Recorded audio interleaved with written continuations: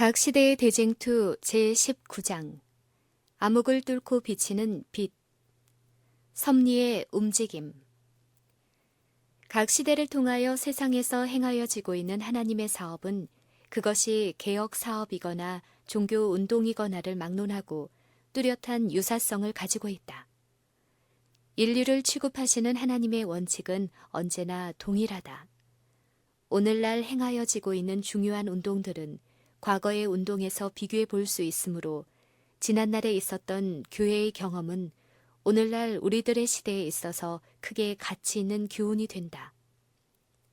성경에는 하나님께서 당신의 성령을 통하여 세상에 있는 당신의 종들을 인도하시고 그들을 통하여 구원의 사업을 이루시는 큰 운동을 하신다는 사실이 어떤 다른 진리보다 더욱 명백히 나타나 있다. 사람들은 은혜와 자비를 베푸시는 하나님의 목적을 이루기 위하여 친히 쓰시는 그분의 손에 쥐어져 있는 도구들이다. 사람들은 각각 자기가 담당해야 할 몫이 있다. 하나님께서는 각 사람에게 그가 처한 시대에 필요한 빛을 주셔서 당신께서 맡기신 사업을 충분히 이해할 수 있게 하신다. 그러나 아무리 하늘의 은총을 많이 받은 사람이라 할지라도 위대한 구원의 경륜을 완전히 깨달았다거나 자기가 사는 시대에 대한 하나님의 목적을 완전히 인식했다고는 할 수 없다. 사람들은 하나님께서 그들에게 주신 사업을 통하여 이루시려는 바가 무엇인지 완전히 깨닫지 못한다. 그리고 그들은 하나님의 이름으로 전하는 기별이 가져올 결실에 대해서도 이해하지 못한다. 네가 하나님의 오묘를 어찌 능히 측량하며 전능자를 어찌 능히 온전히 알겠느냐. 여호와의 말씀에 내 생각은 너희 생각과 다르며 내 길은 너희 길과 달라서 하늘이 땅보다 높음같이 내 길은 너희 길보다 높으며 내 생각은 너희 생각보다 높으니라. 나는 하나님이라. 나 같은 이가 없느니라.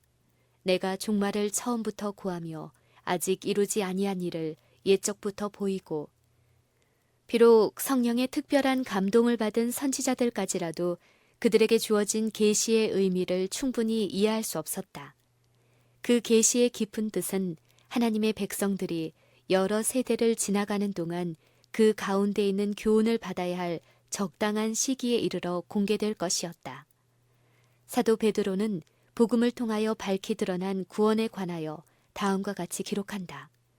이 구원에 대하여는 너희에게 임할 은혜를 예언하던 선지자들이 연구하고 부지런히 살펴서 자기 속에 계신 그리스도의 영이 그 받으실 고난과 후에 얻으실 영광을 미리 증거하여 어느 시 어떠한 때를 지시하시는지 상고하니라.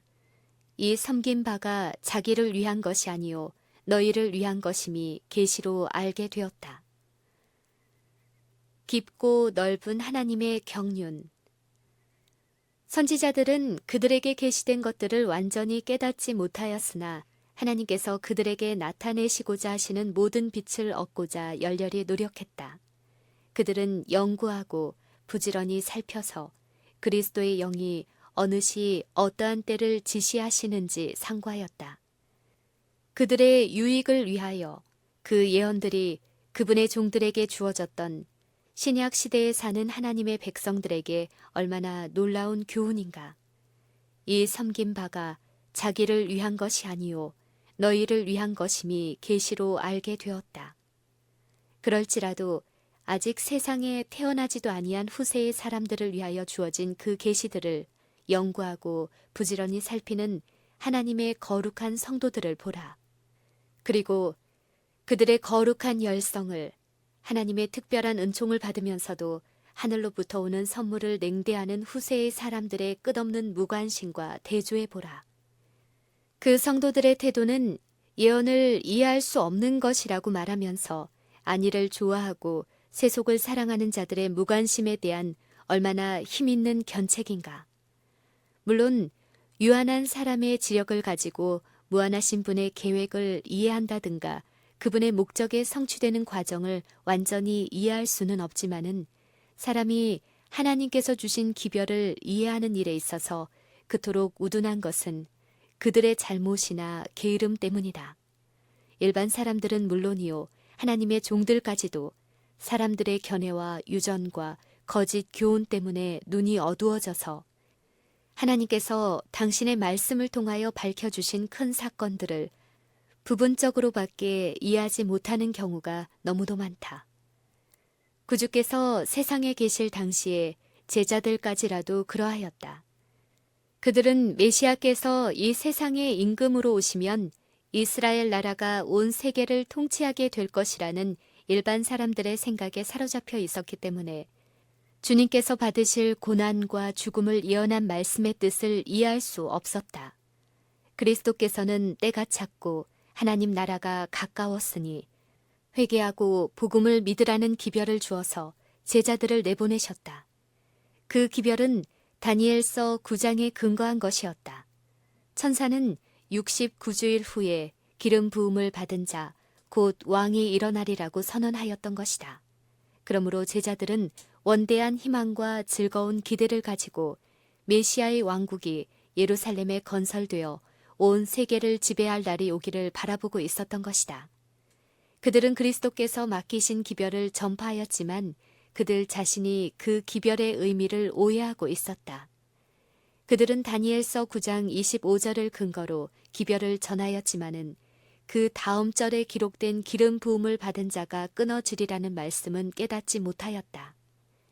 그들은 세상에 나면서부터 그 마음에 세상 나라의 영광에 고착되어 있었으므로 예언의 자세한 내용과 그리스도의 말씀까지도 도무지 이해할 수 없었다. 그들은 유대 백성들에게 자비의 초청을 함으로 그들의 의무를 이행하였다. 그리고 그들이 주님께서 다윗의 보좌에 오르실 것으로 기대하고 있을 그때에 주님께서는 뜻밖에도 죄인으로 체포되어 매를 맞으시고 조롱을 받으시고 정죄의 선고를 받아 갈바리의 십자가에 못 박히시는 것을 그들은 목격하였다. 주님께서 무덤에서 쉬고 계시는 동안 제자들의 믿음은 얼마나 큰 실망과 번민으로 충격을 받았던가.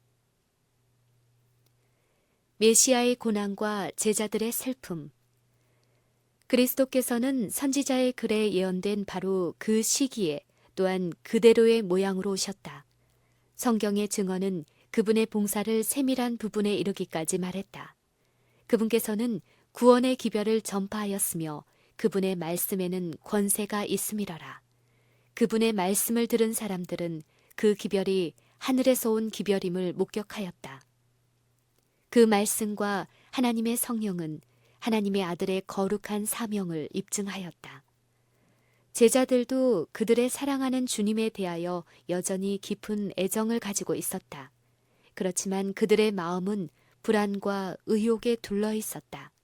그들은 번민에 사로잡힌 나머지 그리스도께서 당신의 고난과 죽으심에 관하여 미리 말씀하신 바를 기억하지 못하였다. 나사렛 예수님께서 참으로 메시아이셨더라면 그들이 그처럼 비애와 실망에 빠질 수 있었겠는가? 그와 같은 의문이 그 절망적인 안식일, 곧 구주께서 돌아가신 후 부활하시기까지 무덤 속에 누워 계시는 동안 그들의 마음을 몹시 괴롭혔다. 그러나 비록 슬픔의 밤이 예수님의 제자들을 어두움으로 둘러쌌을지라도 그들은 버림바 되지 아니하였다. 선지자는 다음과 같이 말하였다. 나는 어두운 데 앉을지라도 여호와께서 나의 빛이 되실 것이미로다. 주께서 나를 인도하사 광명에 이르게 하시리니 내가 그의 의를 보리로다. 주에게서는 흑암이 숨기지 못하며 밤이 낮과 같이 비추나니 주에게는 흑암과 빛이 일반이니이다. 또 하나님께서는 정직한 자에게는 흑암 중에 빛이 일어나니 소경을 그들의 알지 못하는 길로 이끌며 그들의 알지 못하는 첩경으로 인도하며 흑암으로 그 앞에 광명이 되게 하며 구분대를 곧게 할 것이라. 내가 이 일을 행하여 그들을 버리지 아니하리라고 말씀하셨다. 제자들이 주님의 이름으로 전한 것은 세밀한 부분에 이르기까지 정확한 것이었고 거기서 말한 사건들은 그 당시에 이미 일어나고 있는 것들이었다. 때가 찼고 하나님 나라가 가까웠다는 것이 그들의 기별이었다. 때가 차게 되자 곧 다니엘서 9장의 69주일이 끝나고 기름 부음을 받은 자 메시아가 올 기약이 찼을 때에 그리스도께서는 요단강에서 침례 요한에게 침례를 받으시고 성령의 기름 부음을 받으셨다. 그리고 그들이 가까웠다고 선포한 하나님 나라는 그리스도의 죽음으로 건설되었다. 그 나라는 그분의 제자들이 믿고 가르쳤던 바와 같이 이 세상의 나라가 아니었다. 그렇다고 해서 그 나라는 나라와 권세와 온 천하 열국의 위세가 지극히 높으신 자의 성민에게 붙임 바 되고 모든 권세 있는 자가 다 그를 섬겨 복종할 영원한 나라, 곧 장차 세워질 불멸의 나라를 의미하는 것이 아니었다. 성경에 기록된 하나님의 나라는 은혜의 왕국과 영광의 왕국을 다 같이 가리키는 데 사용되었다. 은혜의 왕국은 바울이 히브리인들에게 보낸 편지에서 분명히 찾아볼 수 있다. 사도 바울은 그리스도가 우리 연약함을 채울하지 아니하는 자가 아니요 자비하신 중보자이심을 지적한 다음에 그러므로 우리가 긍휼하심을 받고 때를 따라 돕는 은혜를 얻기 위하여 은혜의 보좌 앞에 담대히 나아갈 것이니라 라고 말하였다. 은혜의 보좌는 곧 은혜의 나라를 나타낸다. 왜냐하면 보좌가 있다는 것은 나라가 있다는 것을 의미하기 때문이다. 그리고 그리스도께서는 여러 가지 비유에서 천국이라는 말을 많이 사용하셨는데 그것은 사람의 마음 가운데서 역사하시는 하나님의 은혜를 가리키는 것이다. 은혜의 왕국과 영광의 왕국. 그와 마찬가지로 영광의 보좌란 영광의 왕국을 나타내는 것인데 그 나라는 그리스도의 말씀에 다음과 같이 인용되었다. 인자가 자기 영광으로 모든 천사와 함께 올 때에 자기 영광의 보좌에 앉으리니 모든 민족을 그 앞에 모으리라.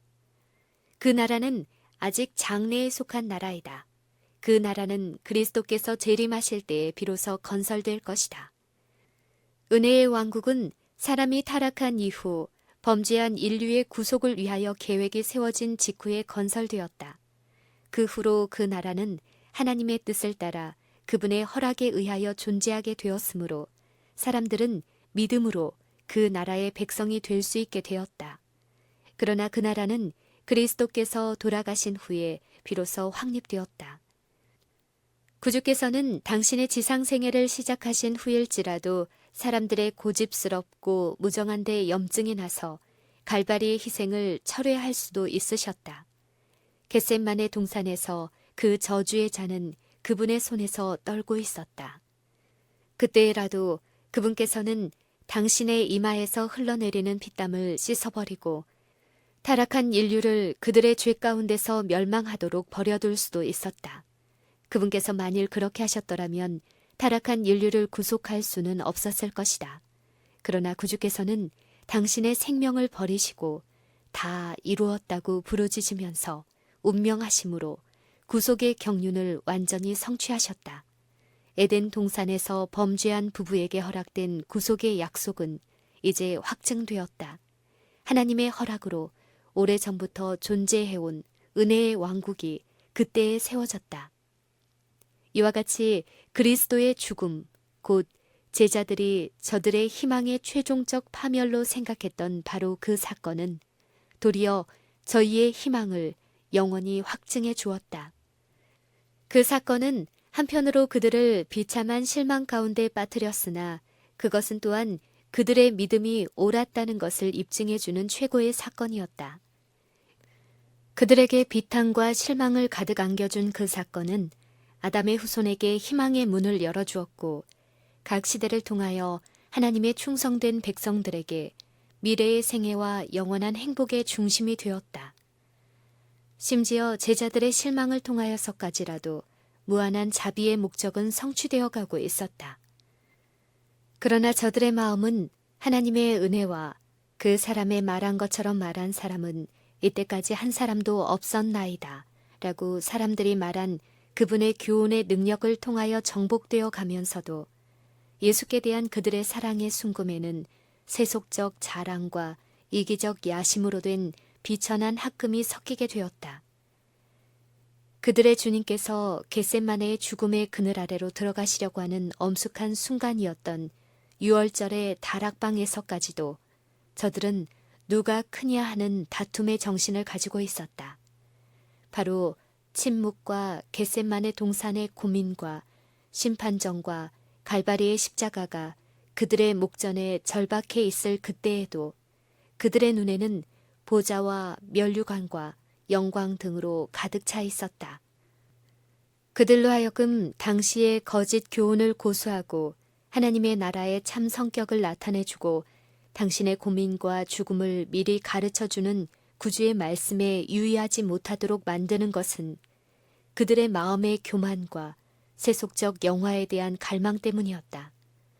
그리하여 그와 같은 잘못된 시련, 곧 가혹하기는 하나 요긴한 시련을 가져다 주었으며 그것은 그들을 바로잡기 위하여 허락된 것이었다. 비록 제자들은 그들이 전하는 기별의 의미를 오해하고 그들의 기대는 이루어지지 않았으나 그들은 하나님께서 주신 경고를 전파하였으므로 주님께서는 그들의 믿음을 보상해 주시고 그들의 순종을 귀히 여기셨다. 그리하여 부활하신 구주의 영광스러운 복음을 모든 나라에 전하는 일이 그들에게 위탁되었다.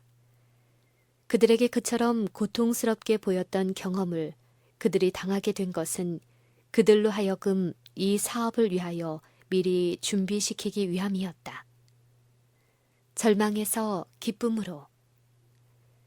예수께서 부활하신 후 엠마오로 가고 있는 당신의 제자들에게 나타나셔서 모세와 및 모든 선지자의 글로 시작하여 모든 성경에 쓴 바 자기에 관한 것을 자세히 설명하시었다.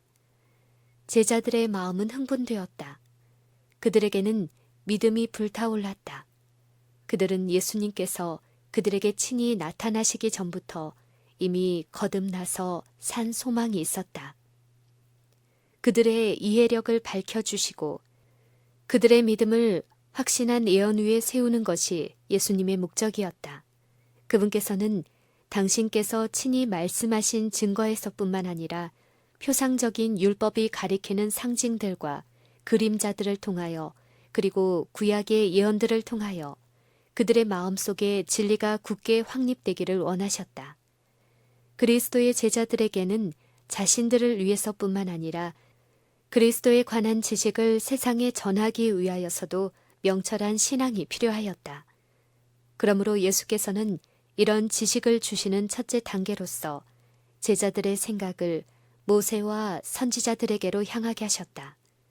부활하신 구주께서 구약 성경의 가치와 중요성에 관하여 증거하신 것은 바로 이런 의미에서였다. 다시 한번 구주의 온유하신 얼굴을 대할 때에 그 제자들의 마음에는 과연 어떠한 변화가 일어났던가. 그들은 전에 없이 더욱 완전한 의미에서 모세가 율법에 기록하였고 여러 선지자가 기록한 그 일을 만나게 되었던 것이다. 불안, 고통, 실망은 완전한 보증, 구름 한 점 없는 믿음으로 바뀌어졌다. 구주께서 승천하신 후에 그들이 늘 성전에 있어 하나님을 찬송한 것은 얼마나 놀라운 일인가. 구주의 치욕적인 죽음을 아는 사람들은 그 제자들의 얼굴에서 슬픔과 낭패와 실망의 표정이 나타날 것으로 생각하였다. 그러나 그들은 오히려 기쁨과 승리의 표정을 보게 되었다. 그 제자들은 그들의 앞에 있는 일을 위하여 얼마나 훌륭한 준비를 하고 있었던가. 그들은 그들이 경험할 수 있는 가장 어려운 시련을 겪었으며 인간의 안목으로 볼 때 모든 것이 수포로 돌아간 것처럼 보일 때 하나님의 말씀이 어떻게 의기양양하게 성취되었는지를 보게 되었다. 그러므로 무엇이 능히 그들의 믿음을 꺾어버릴 수 있으며 그들의 불타는 사랑을 꺼버릴 수 있겠는가.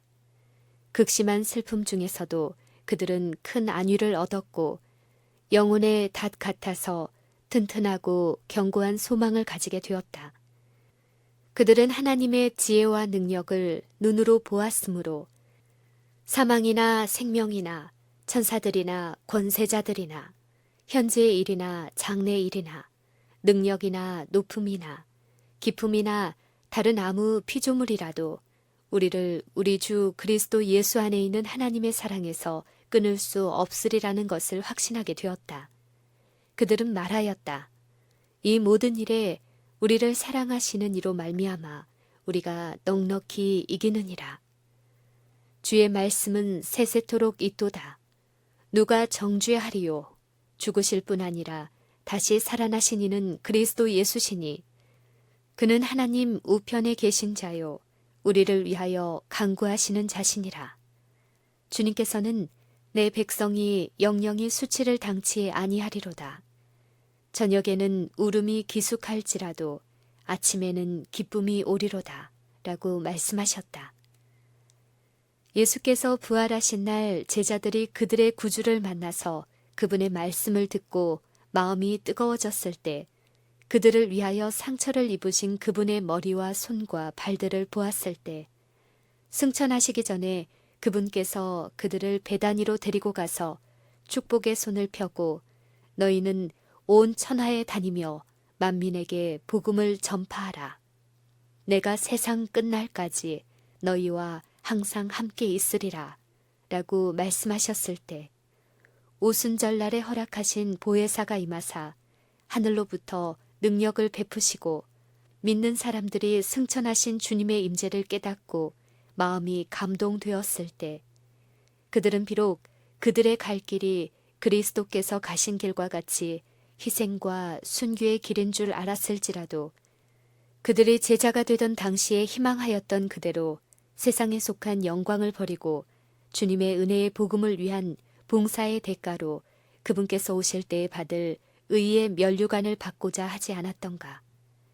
우리의 온갖 구하는 것이나 생각하는 것에 더 넘치도록 능히 하실 주님께서는 저들로 당신의 고난에 참여하게 하시고 그분의 기쁨, 곧 많은 아들을 이끌어 영광에 들어가게 하는 기쁨, 영원한 영광에 중한 것, 말할 수 없는 기쁨을 함께 누리게 하신다. 이에 대하여 사도 바울은 우리의 잠시 받는 환난에 경한 것이 우리에게 나타날 영광과 좋게 비교할 수 없도다 라고 말하였다. 성소 문제와 밀러. 그리스도께서 출임하셨을 때 천국 복음을 전파한 제자들의 경험은 그분의 재림의 기별을 전하는 사람들의 경험과 훌륭한 비교가 된다. 마치 제자들이 나가서 때가 찼고 하나님 나라가 가까웠다고 전파했던 것처럼 밀러와 그의 동역자들은 성경에 기록된 가장 길고 최종적인 예언적 기간이 바야흐로 끝나려고 한다는 것과 심판의 날이 가까웠다는 것과 영원한 나라가 세워지려 한다는 것을 전파하였다. 제자들이 증거한 때는 그 근거를 다니엘서 9장의 70주일에 두었다. 그런데 밀러와 그의 동역자들이 전한 기별은 70주일이 그 일부분에 해당하는 다니엘서 8장 14절의 2300일의 끝에 관한 기별이었다. 그러므로 그 두 기별은 한 개의 큰 예언적 기간에 포함된 제각기 다른 부분들의 성취에 근거를 둔 기별들이었다. 초대의 제자들처럼 윌리엄 밀러와 그의 동역자들은 그들 자신이 전하는 그 기별의 의미를 충분히 이해하지 못하였다. 오랜 세월이 지나는 동안 교회 안에 형성된 오류들 때문에 그들은 예언 가운데 있는 중요한 점을 정확하게 해석할 수 없게 되었다. 그러므로 그들은 하나님께서 세상에 전하라고 그들에게 맡기신 기별을 전하기는 하였지만 그 의미를 오해함으로 스스로 실망을 당하게 되었다. 밀러는 다니엘서 8장 14절에 2300 주야까지니 그때의 성소가 정결하게 함을 입으리라고 한 말씀을 해석할 때 당시에 일반적으로 성소를 이 세상이라고 생각하던 견해를 채택하였다.